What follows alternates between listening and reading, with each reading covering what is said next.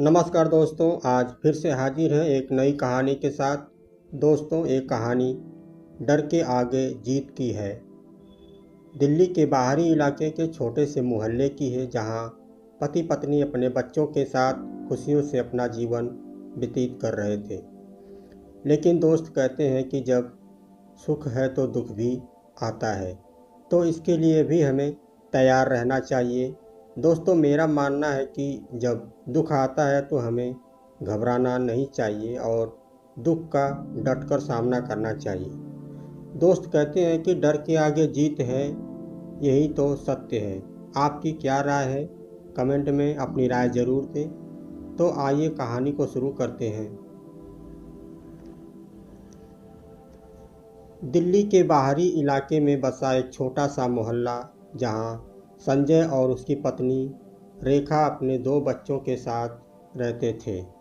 संजय एक सरकारी कर्मचारी था और उसकी आय बहुत कम थी, लेकिन उनकी छोटी सी दुनिया में भी वह बहुत खुश थे। तब तक महामारी के प्रकोप ने उनकी खुशहाल जिंदगी को उलट पुलट करके रख दिया। महामारी के दौरान संजय की नौकरी चली गई और परिवार की आर्थिक स्थिति बिगड़ने लगी।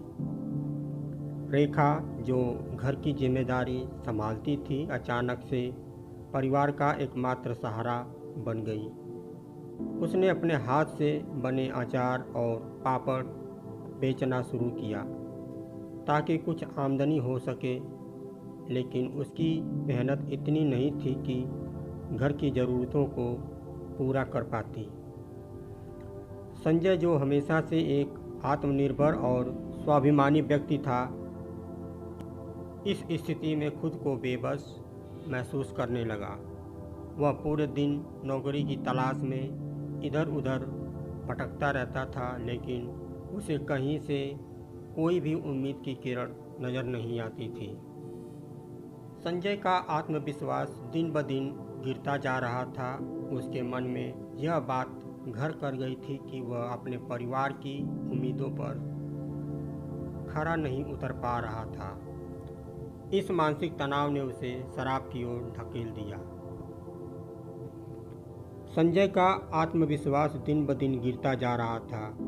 उसके मन में यह बात घर कर गई थी कि वह अपने परिवार की उम्मीदों पर खरा नहीं उतर पा रहा है।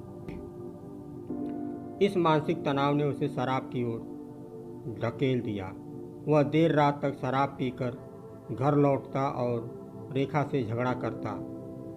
रेखा भी मानसिक रूप से टूटने लगी थी, लेकिन उसने अपने बच्चों के भविष्य के लिए हिम्मत नहीं हारी। मोहल्ले के लोग भी संजय के बदलते व्यवहार को देखकर उसके परिवार के बारे में तरह तरह की बातें करने लगे थे। समाज का यह दबाव और संजय की शराब की लत ने रेखा की चिंताओं को बढ़ा दिया था, लेकिन रेखा ने हार नहीं मानी और अपने बच्चों के लिए नई राह तलाशने की ठानी।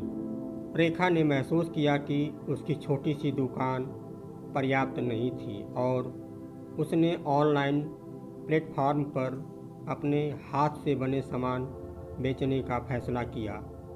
उसने एक छोटा सा इंस्टाग्राम पेज शुरू किया और अपने प्रोडक्ट की तस्वीरें अपलोड करने लगी थी।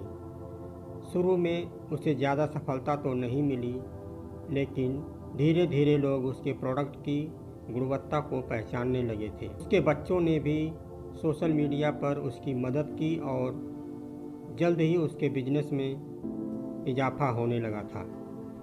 अब उसके पास ऑर्डर की कमी नहीं थी।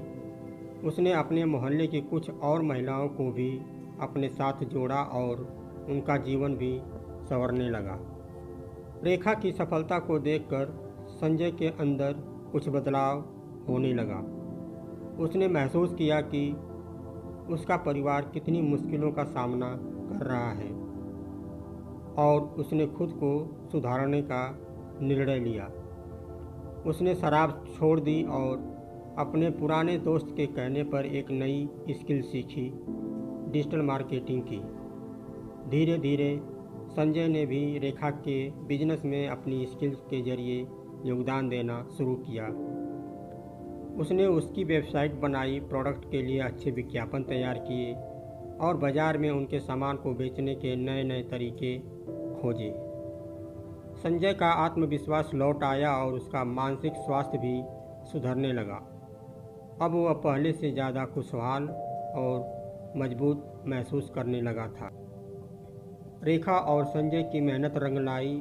उनके बिजनेस ने धीरे धीरे पूरे शहर में नाम कमाया। उनके प्रोडक्ट की मांग देश भर में बढ़ने लगी। अब वे अपने बच्चों को अच्छे स्कूल में पढ़ा सकते थे और उन्हें एक उज्जवल भविष्य दे सकते थे। मोहल्ले के लोग जो पहले उनके बारे में बुराई किया करते थे, अब उनकी तारीफ के पुल बांधने लगे थे। वे उनकी सफलता की कहानियाँ अपने बच्चों को सुनाते थे और उन्हें भी अपने सपनों को पूरा करने के लिए प्रेरित करते थे। दोस्तों, अगर हम जीवन के कठिन समय में भी हिम्मत नहीं हारते और अपने सपनों के प्रति सच्चे रहते हैं तो सफलता जरूर मिलती है। मुश्किलें चाहे कितनी भी क्यों न हो, उनके आगे घुटने टेकने के बजाय उनसे लड़ना चाहिए। रेखा और संजय की कहानी इस बात की गवाही देती है कि सामाजिक दबाव और मानसिक तनाव के बावजूद अगर हम एक दूसरे का साथ देते हैं और मेहनत करते हैं तो कोई भी मुश्किल हमें हरा नहीं सकती है। संजय और रेखा ने अपने जीवन में आए कठिन समय का सामना करके न केवल अपने परिवार को बचाया बल्कि समाज के लिए भी उसने एक उदाहरण पेश किया। उनकी यह याद दिलाती है कि जीवन में असली सफलता वही है जो संघर्षों से जूझकर हासिल की जाती है। इसलिए डर के आगे जीत है केवल यह कहावत नहीं बल्कि यह जीवन की सच्चाई है। जब तक हम अपने डर का सामना नहीं करेंगे तब तक हम अपने जीवन की असली जीत को नहीं पा सकते। तो दोस्तों, जीवन में आने वाले हर संकट के बाद एक नई शुरुआत होती है। कठिनाइयाँ हमें केवल मजबूत और सक्षम बनाती हैं और हर चुनौती के बाद एक सुनहरा मौका हमारा इंतज़ार करता है। तो दोस्तों, यदि यह कहानी आपको पसंद आई हो तो इस चैनल को सब्सक्राइब करें। धन्यवाद।